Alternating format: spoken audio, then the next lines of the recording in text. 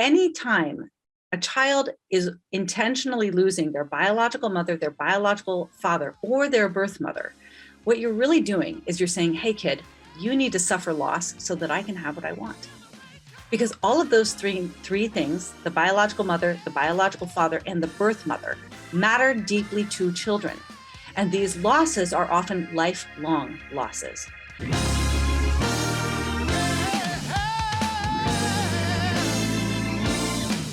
Sadly, I don't think that many Christians have connected all of those dots and thinking that all the way through of how does my worldview connect to something like surrogacy, IVF. Last week on the show, we talked a little bit about birth control. These are all interconnected issues. So let's start with surrogacy. I remember hearing about surrogacy for the first time 30 years ago in that class. My professor had some very big ethical concerns about surrogacy. Now we're living in an age where it's becoming increasingly normalized. So talk to us about what you see about surrogacy and potential barriers to children's rights. Good. I'll take just one more step back and let's talk briefly about reproductive technologies. So what that is doing, really, from a child-centric perspective, if you're going to make a baby in a laboratory, because that's what we're talking about, right? We're talking about making babies in vitro, in glass, in a laboratory. You have to have three things, right? You need to put together sperm, egg, and womb. Okay, those are the three different commodities that you're going to need to acquire, purchase, and assemble. And sometimes you're going to bring your own egg, but you're going to need to purchase a sperm. You can use your own womb. Sometimes you don't have an egg, you don't have a womb, you've got a sperm, right? So you purchase the egg from somebody else, you rent the womb of another woman, and maybe the man provides a sperm, and maybe he takes that baby home and raises it as a single man, right? Maybe there's no woman at all. So there are all kinds of ways that you can mix and match when it comes to reproductive technologies. And so anytime a child is intentionally losing their biological mother, their biological father, or their birth mother, what you're really doing is you're saying, hey, kid, you need to suffer loss so that I can have what I want. Because all of those three things, the biological mother, the biological father, and the birth mother, matter deeply to children. And these losses are often lifelong losses. Now, sometimes children lose their birth mother, for example, to adoption. In an adoption situation, there's a tragedy. Maybe the parents are not they have to relinquish because they are not really in a place to parent. I'm an adoptive mom. I am very pro-adoption when it's properly understood. And when it's properly understood, we understand that it begins with loss. I understand that I cannot fully compensate for everything that my son has lost. Adoption is good and redemptive, but I didn't choose his loss. I am seeking to mend his loss. Now, that is a really big difference when it comes to sperm donation, egg donation, and surrogacy. In those situations, the adults that are raising the children chose the loss for the child. They chose to separate the child from their biological father. They chose to interrupt that critical maternal bond with the child's birth mother. And so I have a whole chapter in the book about adoption and why adoption supports children's rights, but third-party reproduction, where you're using a third party, a sperm donor, egg donor, or surrogate to create a child, why that violates children's rights. A lot of times people think these are the same things. They're not. They're exactly the opposite. And we go through 4 different ways that adoption supports children's rights and reproductive technologies violate children's rights.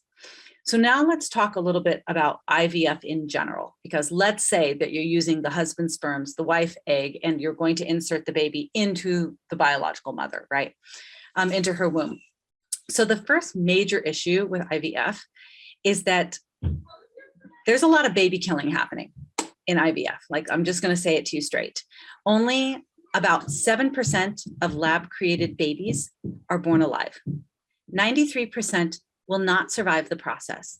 And I think there's a lot of pro-lifers that have never thought about that. But all you have to do right now is Google or get on Twitter and take a look at how all of the fertility doctors are freaking out in red states.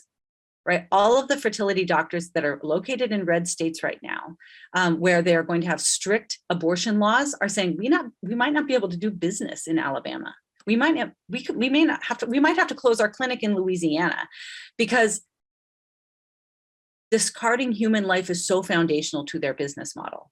It is so important for them to, if you're going to get the right baby, you have to discard a lot of other babies.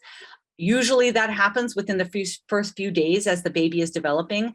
They'll do some genetic screening or testing and decide which embryos are the most viable, and they will discard the ones that are not. Or which embryos are the right sex or the wrong sex, and they'll discard the ones that are the wrong sex. And then maybe they'll take the batch of 10 that are good embryos. They'll insert 2 and they'll freeze 8 of them. Well, sometimes you never go back for the other 8. Sometimes those other 8 live their entire lives in a freezer.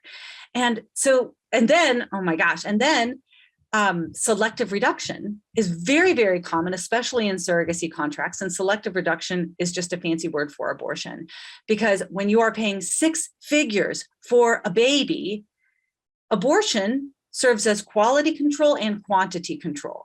So abortion is standard issue, standard language in almost every surrogacy contract. So like when you start talking these things through, you recognize that IVF is not a child-friendly process. It is really about designer babies. And once you involve surrogacy, it's about on-demand designer babies shipped worldwide. So anytime there are ways to use reproductive technologies in ways that don't violate children's right to life, that don't violate a child's right to their mother and father, that don't violate a child's right to the bond they have with their birth mother. But those scenarios are often so cost prohibitive that even good Christian pro-life couples don't have the money to do it. If they're going to spend, go ahead. Yeah, let me just kind of tease out a couple of points that you made, just because I don't want them to pass by people too quickly. Some people may not even really be familiar with how IVF works. And so what often happens is an infertile couple will get some kind of referral to a clinic, and there's a harvesting, from what I understand, a harvesting of eggs, and then from the woman, and then those are either through the sperm of the father, the husband in the picture, or some random stranger that you can pick as a sperm donor will get fertilized. And then the more eggs are harvested than will be used. This is the default common practice. Now, when I was in this medical ethics class 30 years ago, the way that my seminary professor said that we should advise couples is only to allow doctors to harvest as many eggs as the couple would feel comfortable raising.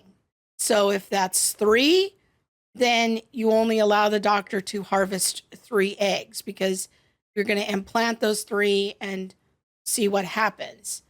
I'm wondering if you see that as a potential strategy that would be more consistent with a pro-life ethic. Yeah, so just to clarify, so sperm is very easy to access. Eggs are very difficult to access. And so if a woman is going to extract her eggs, either to donate them, and I say donate because this isn't a nonprofit. Nobody's donating anything. People are buying and selling. They are buying eggs, they are selling eggs. They are buying sperm, they are selling sperm. They are buying entire embryos, they are selling entire embryos. Okay. And so the eggs are hard to get to.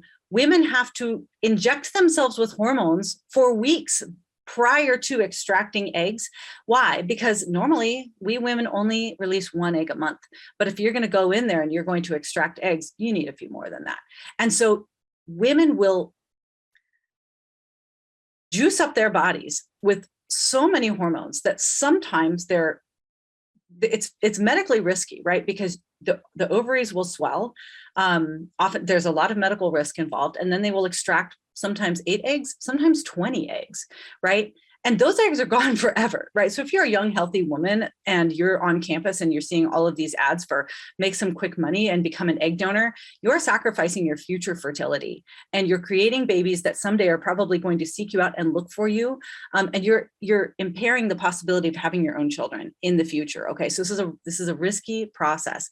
So I don't think that there's anything sacred about egg or sperm, but once you mix egg and sperm, that's a human. And that human has rights. And so what your professor, I think, was saying is that if you're going to do this ethically, who cares how many eggs or sperm you have from a children's rights perspective? Who cares how many egg and sperm? Once the egg and sperm come together, now there's rules. The rules are, in my opinion, all of the egg and all of the sperm has to come directly from the mother and father that are going to be raising them. Number two, you have to implant everything, right? If you make 3, you implant 3.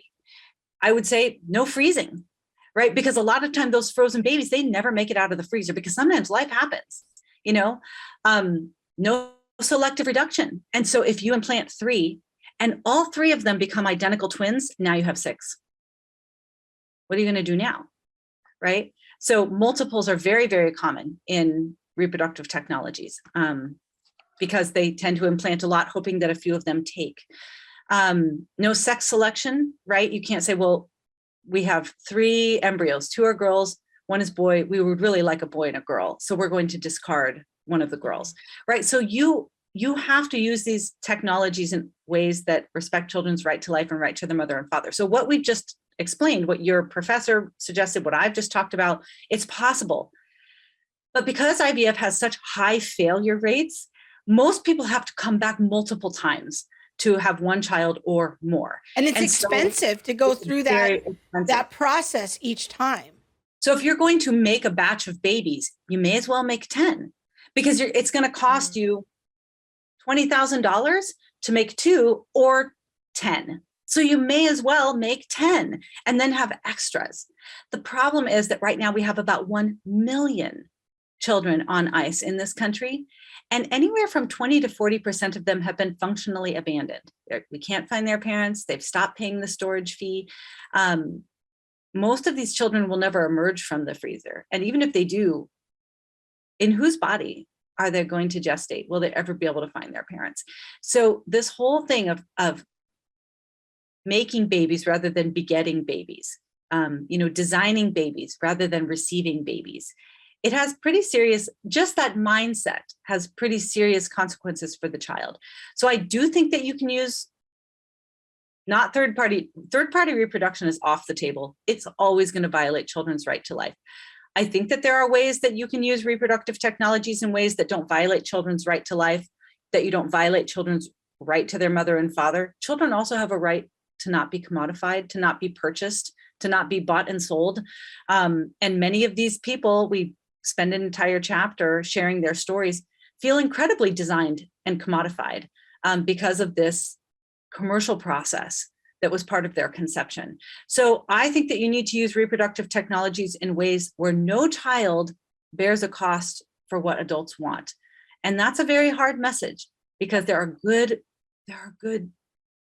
fantastic people that would be amazing parents who are saddled with this burden of infertility. And it's a crushing, crushing load. But the solution cannot be to hand a crushing load to a child.